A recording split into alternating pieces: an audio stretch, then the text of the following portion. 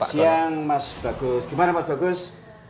Alhamdulillah baik Pak. Baik ya. Kebetulan hari ini ada tugas tentang demonstrasi kontekstual. Demonstrasi kontekstual Iya. dari CGP. Iya Pak. Oke. Saya mau wawancarai jenengan tentang dilema etika seperti itu Pak. Dilema etika. Ya. Iya. Istilah baru ya. Nggih. Nanti ada beberapa hal yang saya tanyakan kepada Pak Gono selaku keputusan kepala sekolah tentang pengambilan keputusan di SMP Negeri 8 Pekalongan. Ya. Baik, kita mulai Bapak. Pertanyaan pertama, selama ini bagaimana Bapak dapat mengidentifikasi kasus-kasus yang merupakan dilema etika atau bujukan moral? Pertama, tentu untuk mengidentifikasi permasalahan, saya harus lihat latar belakang dulu.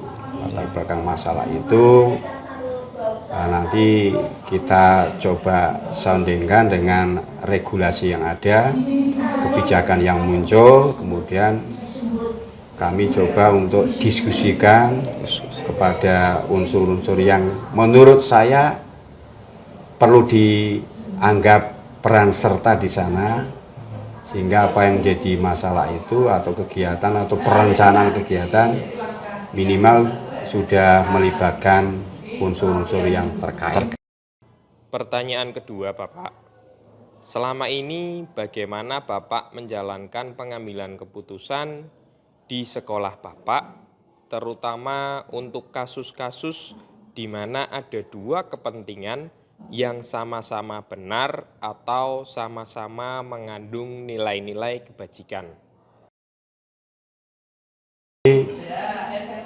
Permasalahan katakanlah atau mungkin kasus atau mungkin kegiatan yang sebetulnya sama-sama punya nilai potensi kebaikan dari dua orang atau mungkin dua kepentingan, maka dua-duanya kami ajak untuk duduk bersama, diskusi, sehingga hasilnya nanti yang kita putuskan itu mereka juga tahu, dan harapannya produk hasil kesepakatan itu menjadi milik bersama.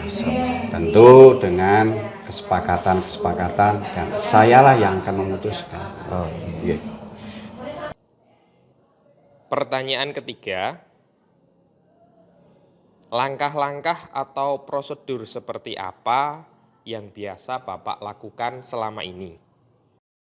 Langkah-langkahnya saya akan mendengar, melihat sebagai upaya untuk melengkapi permasalahan, sebagai untuk mengambil kebijakan, data-data kita peroleh, kemudian setelah data-data permasalahan kita tahu, terus kami mencoba untuk melibatkan peran-peran di luar saya sebagai kepala sekolah terhadap masalah yang ada, sehingga permasalahan bisa terukur dan terstruktur dengan baik, dengan harapan hasilnya juga maksimal. Baik juga, Pak. Pertanyaan keempat, hal-hal apa yang selama ini Bapak anggap efektif dalam pengambilan keputusan pada kasus-kasus dilema etika? Diskusi, musyawarah, peran serta dari semua yang terlibat, semua yang punya kepentingan, sehingga nanti hasilnya sangat bisa mewadahi mereka-mereka yang punya keinginan, punya permasalahan, atau punya perencanaan. Pertanyaan kelima, hal-hal apa saja yang selama ini merupakan tantangan dalam pengambilan keputusan dalam kasus-kasus dilema etika? Tantangannya tentu ketika ini pelibatannya harus dari orang luar, sehingga muncul mungkin pihak-pihak dari luar yang justru keingintahuannya luar biasa, ini sebuah tantangan. Dan itu tentu tidak mudah, karena kalau sudah permasalahannya keluar, cara menegaknya sulit. Nah, kalau di dalam enak, tapi kalau di luar tentu menggunakan bahasa yang terukur dan tidak menimbulkan ambigu begitu. Dan ini juga sebuah hal yang tidak mudah memang, tapi itulah resiko dari seorang pemimpin. Gitu. Luar Jadi biasa, kita harus fight begitu. Harus fight, Pak. Iya. Terima kasih. Pertanyaan keenam, apakah Bapak memiliki sebuah tata kala atau jadwal tertentu dalam sebuah penyelesaian kasus dilema etika? Apakah Anda langsung menyelesaikannya di tempat atau memiliki jadwal untuk menyelesaikannya atau prosedur seperti apa yang Bapak jalankan? Permasalahannya itu sudah kita kelola, sudah kita tahu. Nah, itu saya anggap permasalahan sudah terstruktur. Nah, itu kita buatkan langkah-langkahnya. Siapa yang terlibat untuk penyelesaian masalah ini, kapan, di mana, materi tentang apa. Jadi nanti harapannya dengan itu kita lebih terukur betul tahapan-tahapannya. Termasuk pengambilan keputusan. Tetapi masalah-masalah yang tidak terstruktur, artinya datangnya kita tidak bisa kendalikan, ini tentu tidak bisa kita jadwalkan. Kita jadwalkan setelah kita bisa tahu latar belakang masalah. Artinya masalah menurut saya kita kelola dengan dua, terstruktur dan tidak terstruktur. Yang tidak terstruktur perlu nanti kita kaji dulu, baru kita menentukan jadwal langkah-langkahnya. Betul. Pertanyaan ketujuh, adakah seseorang atau faktor-faktor apa yang selama ini mempermudah atau membantu Bapak dalam pengambilan keputusan dalam kasus-kasus dilema etika tersebut? Ya, pertama untuk polanya diskusi, kemudian orang-orang yang kita telah terlibatkan adalah mereka-mereka yang punya kompeten, punya komitmen, integritas begitu, sehingga nanti hasil yang kita peroleh juga bisa maksimal, bisa memberi sebuah arti kepastian. Kalau itu pertanyaan atau masalahnya perlu kepastian, kalau itu perencanaan ya perencanaan bisa detail. Kalau perlu biaya bisa muncul sekalian di situ, langkah-langkah apa saja, sehingga hasil yang diharapkan tentu sesuai. Idealnya ya sesuai dan tidak menimbulkan permasalahan yang lain. Baik, pertanyaan terakhir Bapak. Dari semua hal yang telah Bapak sampaikan, pembelajaran apa yang Bapak petik dari pengalaman mengambil keputusan dilema etika? Jadi, kalau saya pribadi prestasi. Walaupun orang lain tidak mengambil prestasi, tapi ketika saya bisa menyelesaikan perencanaan, permasalahan, kasus, terasa nikmat. Dan itu menurut saya prestasi, diakui atau tidak, saya menganggap sebuah prestasi. Dan itu kebanggaan. Tapi itulah resiko yang harus saya ambil ketika menjadi seorang pemimpin. Artinya jangan anti kritik, kemudian tertutup untuk masukan orang lain. Kita open aja. Saya kira gitu, Mas. Terima kasih Pak atas waktunya. Ya, Mas, bagus.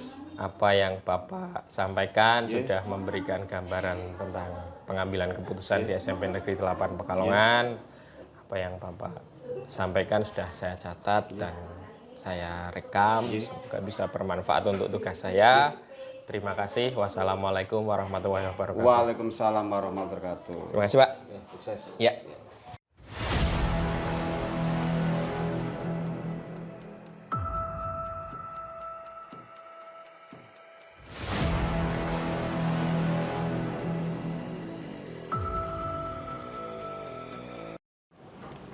Selamat siang Bu Yeti.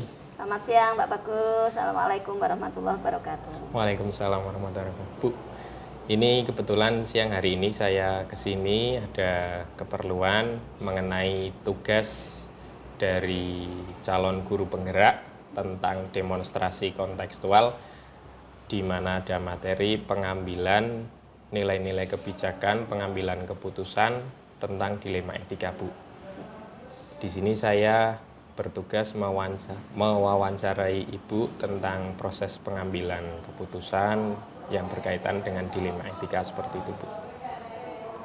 Oke, monggo apa yang bisa saya bantu silahkan.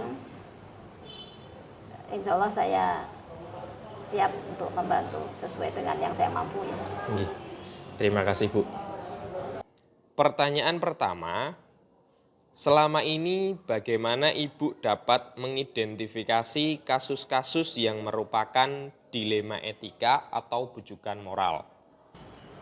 Memang di dunia pendidikan ini kan dunia sosial ya. Artinya dunia sosial itu penyelesaiannya itu faktor yang harus dipertimbangkan itu banyak. Ya. Maka ya kita pertama ketika ada permasalahan itu perlu dikaji duduk permasalahannya apa sebenarnya, terus akar masalahnya apa, yang terkait siapa.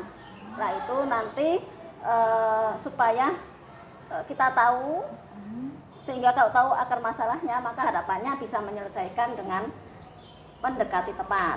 Setelah itu kita perlu memahami regulasi-regulasi yang berkaitan dengan masalah itu. Baik itu masalah terkait, kalau di sekolah kan bisa masalah terkait siswa, bisa juga pendidik atau tenaga kependidikan. Maka itu ya kita selain tahu duduk permasalahannya, kita berusaha untuk memahami regulasinya, sehingga dari regulasi yang dengan seperti apa, kemudian faktanya bagaimana, maka itu bisa dicari titik temunya. Ya. Oke, baik Bu. Ya, terima. Pertanyaan kedua, selama ini bagaimana Ibu menjalankan pengambilan keputusan di sekolah Ibu, terutama untuk kasus-kasus di mana ada dua kepentingan yang sama-sama benar atau sama-sama mengandung nilai-nilai kebajikan? Itu sering itu jadi seperti itu. Jadi misalnya ya ada dua pilihan, sama-sama benar, sama-sama baik, atau sama-sama buruk. Tapi ya harus ada keputusan, kan tidak mungkin tidak diputuskan. Misalnya sama-sama kalau kita di sekolah itu karena suatu organisasi yang banyak, yang besar ya, dan urusannya kompleks, maka itu pasti kalau mau memutuskan itu ya kita perlu mempertimbangkan bagus itu untuk menempuh dengan prosedur musyawarah. Nah tinggal nanti efektifnya siapa saja yang mau dilibatkan. Tentunya kan tidak selalu harus semuanya. Ada yang dalam musyawarah melibatkan semua guru, ada yang hanya sebagian. Musyawarah dengan siswa pun kan sekarang dianjurkan karena kita melibatkan siswa ketika ada urusan dengan siswa. Nah kalau misalkan ada pendapat, dua pendapat benar semua, baik semua, tapi kan kita tetap harus milih salah satu. Dan satu prinsip kalau dalam musyawarah, maka silahkan menyampaikan pendapat di situ.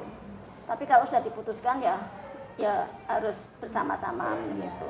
Kalau misalnya ada dua pendapat sama-sama benar, maka dilihat dari benar itu yang lebih besar benarnya yang mana. Maka ini kalau dua pilihan ada resiko semua, maka pilih resiko yang kecil. Kalau ada manfaat, tentunya manfaat yang besar. Bagi siapa? Ya bagi warga sekolah, bagi siswanya, bagi itu. Kalau sekarang kan memang dilihat dari karakteristik sekolah ya, sesuai harus berpusat pada siswa, kebutuhan siswa. Maka di situ manfaat yang bermanfaat semua, maka manfaat yang lebih besar yang mana. Kalau resiko yang terkecil, kalau saya begitu. Pertanyaan ketiga, langkah-langkah atau prosedur seperti apa yang biasanya Ibu lakukan selama ini? Kalau selama ini biasanya saya mengumpulkan data. Semakin lebih banyak data lebih baik. Ya, kita mencoba mencermati sumber data yang bisa kita gali. Setiap masalah kan kita tahu ini sumber data yang bisa kita gali dari mana. Setelah kita tahu data informasi, kita dalami permasalahannya, kemudian kita coba identifikasi akar masalahnya, kemudian untuk memutuskan, saya butuh masukan dan pertimbangan dari orang lain tentunya. Lah, menetapkan siapa yang akan diajak pertimbangan. Oh, gitu. Bisa sedikit, bisa sedang, bisa banyak. Itu saya menetapkan siapa. Tentu biasanya saya mesti itu melibatkan minta pendapat dari beberapa orang. Itu nanti saya akan menetapkan dalam masalah ini siapa yang akan saya libatkan. Ini. Tentunya supaya nanti yang kira-kira bisa memberikan masukan yang mendekati situasi yang ada. Setelah itu baru tim kecil bisa nanti kita sosialisasikan atau kita selesai, kita ambil keputusan dan disosialisasikan sesuai dengan kebutuhan. Pertanyaan keempat, hal-hal apa saja yang selama ini Ibu anggap efektif dalam pengambilan keputusan pada kasus-kasus dilema etika? Yang jelas, saya sendiri harus memahami dasar saya, dasar untuk bertindak, regulasi-regulasi yang ada, kemudian faktor-faktor psikologis yang melingkupi masalah itu, sehingga saya minimal saya itu ada draft untuk keputusan. Setelah itu, setelah saya itu punya seperti itu, maka kebutuhan tuntutan real yang diharapkan keputusan ini seperti apa. Jadi saya begini, kenyataannya begini, yang diharapkan seperti ini ya. Karena ada gap ini masalahnya kan karena ada gap. Maka saya lihat, harusnya begini. Kenyataannya seperti ini. Kadang harusnya itu ada dua versi juga. Harusnya menurut versi ini seperti ini, harusnya seperti ini. Sehingga ini harus dipertemukan. Setelah itu nanti dan itu masalah banyak itu terkait pembelajaran, terkait pendampingan siswa, terkait penilaian, lulusan dan sebagainya, termasuk juga penguatan tata kelola itu kan saya selalu itu ya. Harusnya begini menurut kan kalau dari sudut pandang begini harusnya seperti ini maka seperti itu. Maka kalau sudah ditentukan ya ini itu di matchkan sehingga nanti bisa ketemu gitu. Dan yang penting adalah bagaimana saya menarasikan pada teman-teman. Tantangan saya itu menarasikan. Itu yang menarasikan Ya, untuk bisa menarasikan itu saya emang harus menunggu langkah-langkah ini, harus mendalami materi masalahnya dan juga lingkungan sosial. Kadang kan gini, ada hal-hal yang tidak kita ketahui, yang belum kita ketahui terkait dengan masalah itu. Itu yang perlu didalami, baik itu siswa misalnya bermasalah, tapi kan sebabnya apa? Kalau kita belum tahu, barangkali home visit tahu, ya pantas begitu karena rumahnya begini. Ya guru begini, pantas begitu karena begini. Jadi seperti itu ya. Sehingga walaupun itu tidak kita maklumi semua, tapi ketika mau menaiki kan berarti kita harus menarasikan. Jadi memang tantangan saya untuk menarasikan, dan menarasikan itulah komunikasinya yang itu tantangan bagi saya untuk bisa. Pertanyaan kelima, hal-hal apa saja yang selama ini merupakan tantangan dalam pengambilan keputusan pada kasus-kasus dilema etika? Memang ini kadang ya, dari sisi regulasi sendiri itu ada tantangan. Contoh, misalkan masalah asesmen, masalah penilaian. Penilaian kalau sekarang kan di kurikulum Merdeka itu sudah ada panduannya. Ya, panduan pembelajaran dan asesmen begini. Kita berusaha untuk mendalami yang diminta begitu. Kita berusaha untuk menyesuaikan. Tetapi nanti kita juga menghadapi tuntutan di regulasi terkait dengan penerimaan peserta didik baru yang benar begini. Sampai sekarang memang tentang penilaian ini hanya belum sinkron, menurut saya belum sinkron antara panduan pembelajaran dan asesmen dengan mekanisme penerimaan peserta didik baru. Sehingga itu yang mungkin teman-teman di lapangan juga bingung juga gitu ya. Apalagi kadang kalau sesuatu yang baru itu banyak bapak ibu guru yang belum move on juga, yang nggak open. Itu kadang kalau yang open mungkin ketika bingung dia sudah berpikiran positif bisa, saat yang orientasinya solusi. Tetapi kalau yang nggak open itu Bertahan. Berkutatnya pada masalahnya. Lah itulah itu yang menjadi tantangan seperti itu. Maka tantangan kita sebagai regulator atau praktisi. Oh, iya. Itu pun ya kita kalau regulator ya begini. Iya. Kalau praktisi begini. Ya di lapangan itu kadang dibutuhkan sebagai praktisi dan regulator. Kalau regulator tok bisa cuma masalah ora selesai. Iya. Kalau praktisi tok bisa jadi nyimpangnya Iya. Menyeimbangkan itu berarti Bu ya. Tetap harus mengikuti aturan regulasi, tapi juga kita ini orientasinya solusi, sehingga sebagai praktisi itu harus bagaimana kita memang itu komunikasi di situ, komunikasi dengan teman-teman semua seperti itu. Ya tantangannya di situ, tidak cukup sekali itu ya. Memang kalau sesuatu yang baru, apalagi di kurikulum Merdeka ini tentang kebijakan pembelajaran dan penilaian kan memang banyak yang baru. Kita memang perlu ya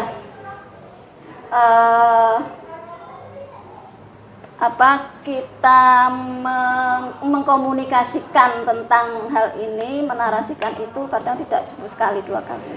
Dalam komunikasi sehari-hari pun kita perlu sering, sehingga akhirnya pemahaman itu berkembang di antara teman-teman. Pertanyaan ke-6, apakah Ibu memiliki sebuah tata kala atau jadwal tertentu dalam penyelesaian sebuah kasus dilema etika? Apakah langsung diselesaikan di tempat atau menyesuaikan jadwal terlebih dahulu? Lalu bagaimana prosedur yang Ibu jalankan selama ini? Memang dalam masalah tertentu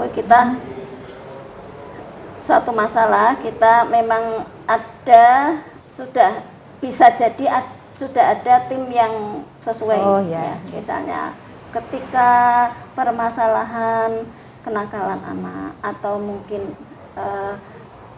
kondisi motivasi anak, keterlibatan dalam pembelajaran itu berarti ini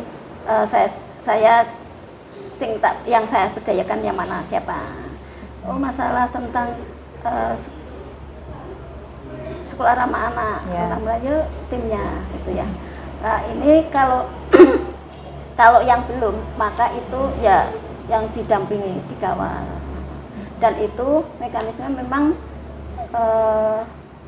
seperti tadi ya, saya mengkaji itunya, maka berembuk dengan beberapa teman, kemudian menyusun timeline untuk penyelesaian ini.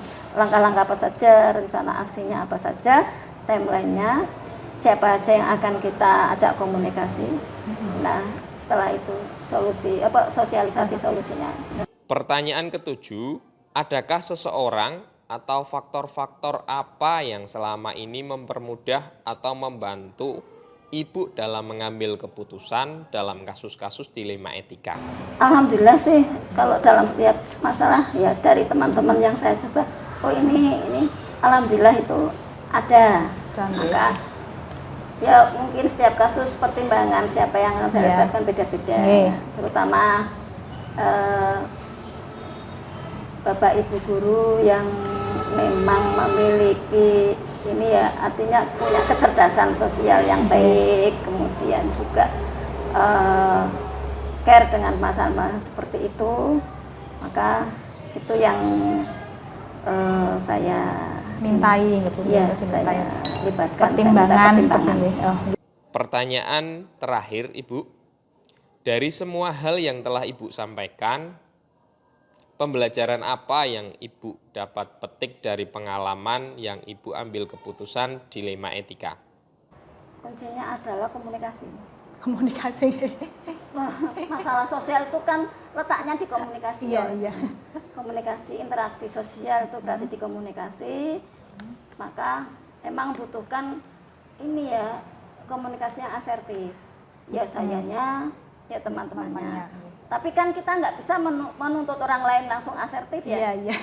Minimal kalau secara teori yang saya pahami ya Bu, kalau kita berusaha asertif, maka harapannya bisa merespon siapapun yang dihadapi. Oh, modelnya agresif. Yang asertif itu yang itu. Oh, ini modelnya pasif, maka penilai itu saya malah kok itu yang kuncinya itu di komunikasi saya, maka saya berusaha untuk berkomunikasi secara asertif, baik verbal maupun non verbal. Itu sebisa mungkin yang saya upayakan. Tapi ya teman-teman memang macam-macam ya. Ada yang asertif. Kalau sama-sama asertif enak. Artinya kita diskusi selesai. Kalau yang agresif itu memang perlu menguatkan. Ini artinya kita perlu ini ya melibatkan orang sehingga nanti bisa memahamkan ya Bu ya, mengendalikan agresif itulah. Kalau yang pasif berarti kitanya yang itu malah yang pasif itu malah mungkin lebih mudah untuk diluruskan, tetapi memang kalau saking pasifnya kadang Terima kasih Bu Yeti atas waktunya. Semoga apa yang Ibu sampaikan bisa bermanfaat untuk saya dan tentang pendidikan guru penggerak yang saya lakukan ini. Semoga bisa bermanfaat dan terima kasih atas waktunya Bu. Oke, sama-sama. Mohon maaf kalau mungkin ada yang tidak puas dari proses wawancara ini, tapi semoga ya bisa bermanfaat untuk Pak Bagus dalam keperluan dalam pembelajaran ini ya, pembelajaran tentang materi pengambilan keputusan ya. Dan semoga juga saya doakan PGP-nya lancar. Amin. Sampai selesai, berikan kesehatan, tetap bisa membagi waktu untuk tugas pokok di sekolah dan juga untuk kegiatan di PGP. Hasilnya semoga memuaskan. Dan sukses untuk selanjutnya. Amin. Terima kasih Bu, saya mohon undur diri terlebih dahulu.